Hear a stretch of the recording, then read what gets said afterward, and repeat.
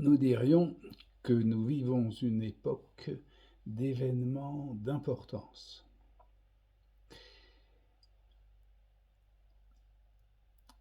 Ce qui compte surtout, après cette banalité, c'est d'abord de se rappeler qu'ils étaient annoncés. Parce que ça, on a tendance remarquablement à l'oublier. Donc annoncés parce que il y a 2-3 ans, avant cette année 2020 où on a le nez dans le masque, le, on subodorait quelques menaces sur Terre, écologiques, etc., des grands phénomènes que nous annoncions en cours de préparation.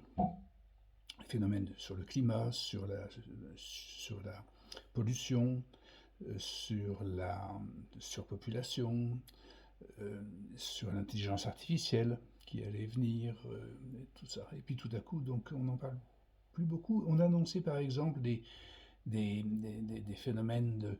il n'y aurait plus de travail, l'intelligence artificielle allait faire ça, il fallait arrêter les industries pour la pollution, il fallait limiter les naissances, etc. Et puis, donc, ça c'était un peu de la futilité, c'était un petit peu du spectacle, maintenant on n'y pense plus.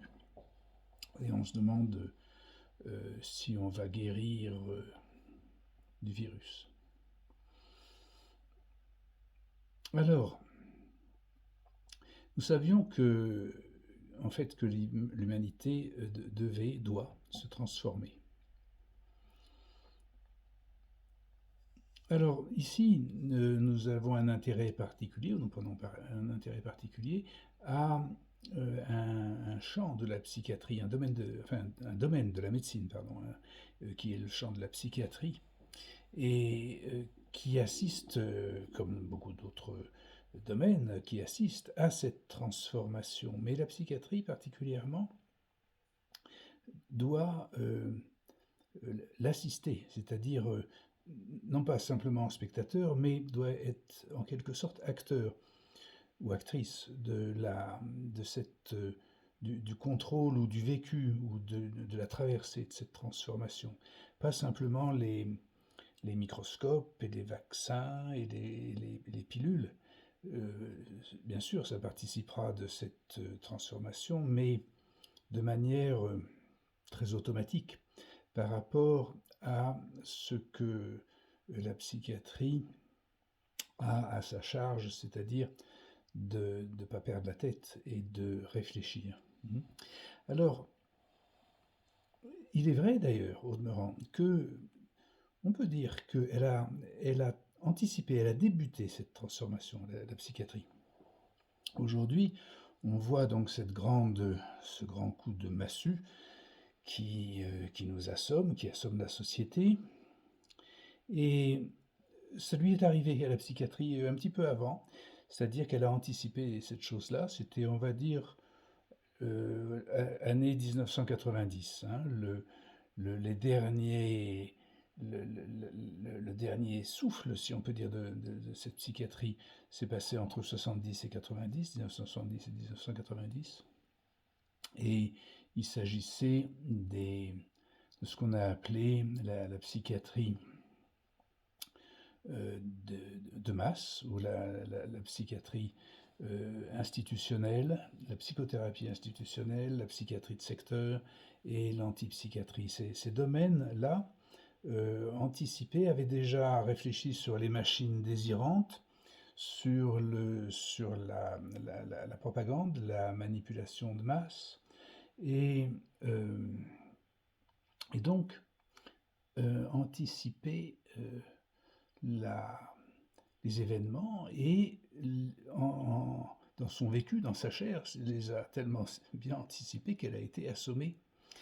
Donc à peu près 20-30 ans avant que les gens, les personnes soient également aujourd'hui donc dans cet état un peu de d'hébétude. La psychiatrie, elle, est hébétée depuis 30 ans. elle compte ses pilules et chiffre ses tics et ses tocs comme on chiffre les, la cadence de la production des masques, enfin, et puis les règles, les lois qui tombent sans cesse, de faire comme ci, faire comme ça, sortir à telle heure, faire des petites marques sur des papiers, enfin des dérogations quand on sort, des choses comme ça.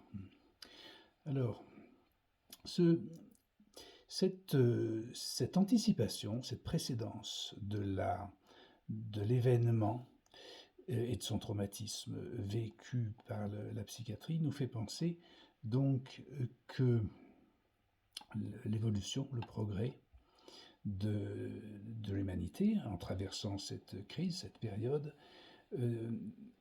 se terminera aussi ou sera réglé en grande partie par les définitions de ce qui s'appelle les lois de la médecine, ce qu'on appelle l'hippocratisme. La médecine, ça vient de Hippocrate. Hippocrate, c'est le patron des médecins, si on peut dire. Hein. Et c'est celui qui a, enfin, où c'est la série de règles qui définissent ce que c'est qu'un acte médical. Et alors, cet acte et cette médecine hippocratique, on peut douter, de ne pas trop savoir ce que c'est, mais on le découvre quand on observe ce qu'elle ne devient plus, ou ce qu'elle n'est pas, c'est-à-dire quand actuellement elle est obligée d'abdiquer, elle est destituée, à savoir que les médecins obéissent aux lois pour prescrire. Ils n'ont plus la liberté de prescrire. Ce qu'ils ont appris n'est peu de choses que ce qui compte, finalement, c'est d'apprendre à obéir. Et leur science, leur relation, ce qu'on appelle la relation médecin-malade ou malade-médecin, la relation psychothérapeutique du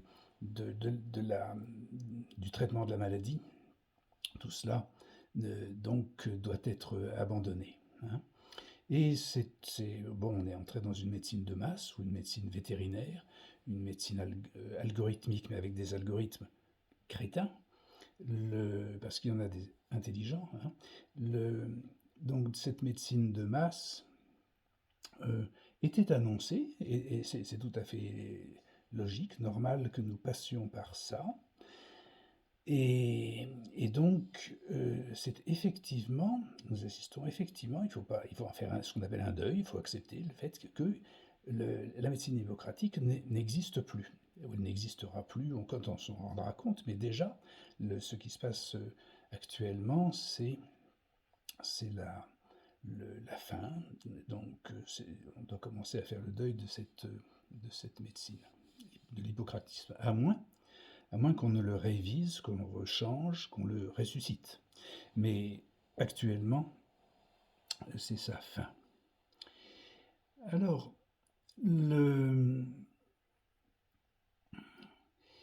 s'il ressuscitait,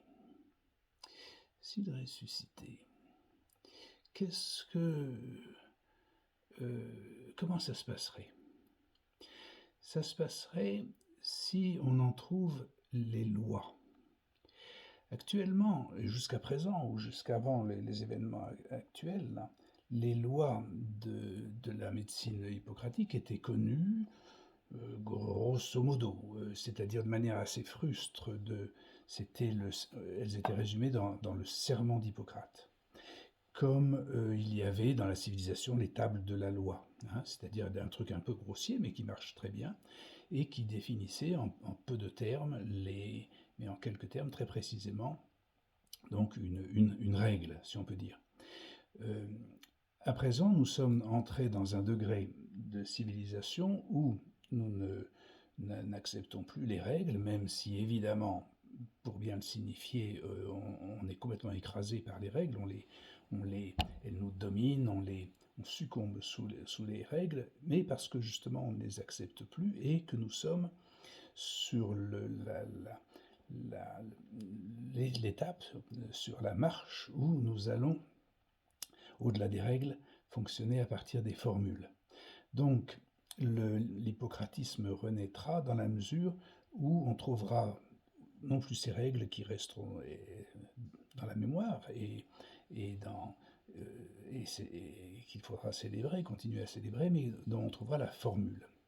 Je l'ai appelé, et ça, il y a toute une description très précise, et c'est une description qui a duré des années, mais qui se résume, par exemple, dans une vidéo où donc j'ai appelé cette formule H comme Hippocrate, comme hippocratisme.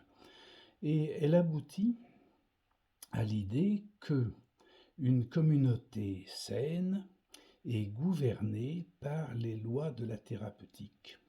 Ça, c'est le résultat de la formule hippocratique, c'est-à-dire qu'elle doit s'étendre jusqu'à la communauté. Et une communauté saine est gouvernée donc par les lois de la thérapeutique. Elle n'est pas gouvernée par les lois de la politique. Alors, en deux mots, est-ce qu'on peut tout de même, pour annoncer le menu, décliner qu'est-ce que c'est que la formule H? Oui, on peut le dire, la médecine ou l'hippocratisme, c'est un acte, c'est l'acte de deux individus doublés d'un être psychique, et que le désir développe en être collectif. Bon, alors c'est vite dit, et personne ne pourrait le comprendre aussi vite que c'est dit, mais c'est éventuellement à réfléchir, à étudier, à noter, et donc c'est pour ça que je le pose comme ça à toute allure, et c'est enregistré. Ce qui nous intéresse maintenant, ce à quoi il faut passer, c'est ce qui nous reste de possible pour les médecins actuellement, donc au moment où cette médecine hippocratique donc est démise et destituée, où elle abdique. Donc ce qui reste, c'est en manifester le soutien et endurer la phase où il n'y a plus de médecine, si on peut dire, ou sinon une médecine vétérinaire. Et puis, endurer cette phase-là, faire un deuil qui permettra donc cette ressource, cette régénération. Alors, cette régénération de la médecine, elle passera forcément par ce qui semble la détruire là actuellement, c'est-à-dire l'intelligence artificielle, on va dire, ou la digitalisation, le numérique, enfin toutes ces choses-là. Ça semble détruire notamment la psychiatrie, mais la médecine. Et ce sont des vieilles formules hermétiques. L'hermétisme depuis longtemps. Il y a les alchimistes, les constructeurs de machines, enfin depuis longtemps, depuis le début du monothéisme, en fait, il y avait une connaissance du fait que Dieu avait fait sa créature, et que la créature aussi pouvait créer. Et donc, elle créait des machines qui les rendaient malades, et qui les guérissaient. Dans le seconde boucle, dans le second cycle. Donc, la résurrection, si on peut dire, pour employer des grands mots, mais ou le rétablissement, la résurgence de l'hippocratisme se fera avec et à l'aide et pour participer de l'intelligence artificielle. C'est un mot qui résume ce qu'en théorie on appelle la cybernétique. C'est très compliqué ce mot-là. On appelle ça intelligence artificielle, ça ira bien. Et dans ce passage, donc, où il va falloir endurer la médecine de masse, et si on peut dire la médecine un peu crétine, c'est-à-dire des lois de politique et économiques, et donc enfin, ce qu'on vit, ce qu'on vit en ce moment. Donc le fil, le fin passage, hein, de notre médecine actuelle, enfin de la survie, si on peut dire, hein, et de- jusqu'à à cette renaissance de la médecine, se fera par l'exercice de la télémédecine. Si on peut dire, c'est le guide, hein, qui met en contact le médecin et son patient, en faisant usage de ce qui est en fait derrière tout ça, donc l'intelligence artificielle. Donc c'est sur ce guide, ce fil, ce, que l'on va se tenir, comme dans le noir, on se tient à une rampe, hein, et on va être guidé comme ça par la télémédecine.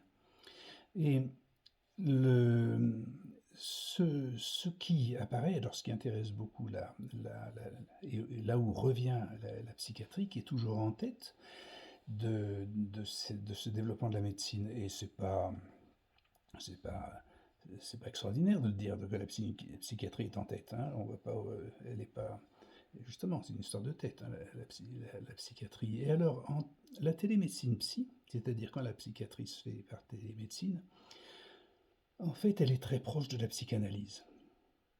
Quand elle veut bien euh, donc réfléchir, ça arrive. Enfin, donc, c'est-à-dire que bon, Freud a inventé la psychanalyse quand on installait le téléphone chez lui, hein, et tout le monde aura remarqué, et bien sûr, on s'est tous étonnés et admiré le fait que sur un divan, et puis avec la manière dont on faisait une psychanalyse, c'était comme si on était au téléphone, on parlait sans se voir. Et donc la télémédecine, en fait, disons, était préfigurée, préfacée comme ça par... enfin, la télémédecine psy, hein, était préfacée par la psychanalyse. Et on verra d'ailleurs que cette télémédecine psy, qui donc on le voit par cette histoire de la psychanalyse et cette antécédence, on voit qu'elle doit se concentrer, elle est spécifique à se concentrer sur la parole, c'est-à-dire c'est surtout le téléphone, hein.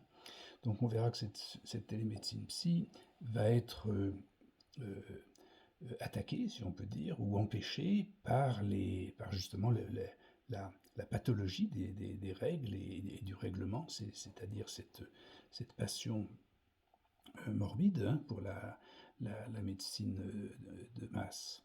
Donc cette télémédecine psy va être, si on peut dire en quelque sorte, on le verra, hein, vous le verrez bien, elle va être un petit peu interdite, les médecins, les psychiatres le savent déjà, parce que le règlement va imposer qu'elle soit faite en visioconférence. Ça, c'est pas un acte médical si on le fait par téléphone.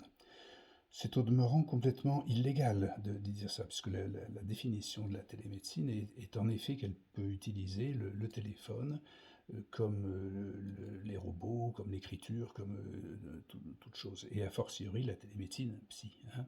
Donc c'est excellemment son outil, c'est l'outil téléphonique, et c'est quelque chose que les règlements du style porter le masque et marcher en marche arrière. Par exemple, hein, si on invente ça, donc on dira il faut faire de la visio. Bon, c'est comme le Big Pharma, la visio, on sait pourquoi, c'est parce qu'il faut des plateformes euh, donc spécialisées qui coûtent cher et qui permettent à à des entreprises financières de se faire payer pour qu'on fasse usage de leurs vidéos qui coûtent plus cher que le téléphone. Donc euh, voilà, donc on verra, et on est en train de voir, hein, tout ça se produire. Là, je l'ai fait comme ça, comme un petit essai vidéo. Je regarderai, je vérifierai si cet enregistrement veut dire quelque chose ou peut vouloir dire quelque chose à quelqu'un qui s'intéresse à la psychiatrie. Et, et donc je la mettrai en ligne, ou bien je la referai jusqu'à ce que j'estime qu'elle soit suffisamment indiquée dans notre circonstance présente. Alors, peut-être à tout de suite, ou peut-être ce sera effacé et j'en ferai d'autres.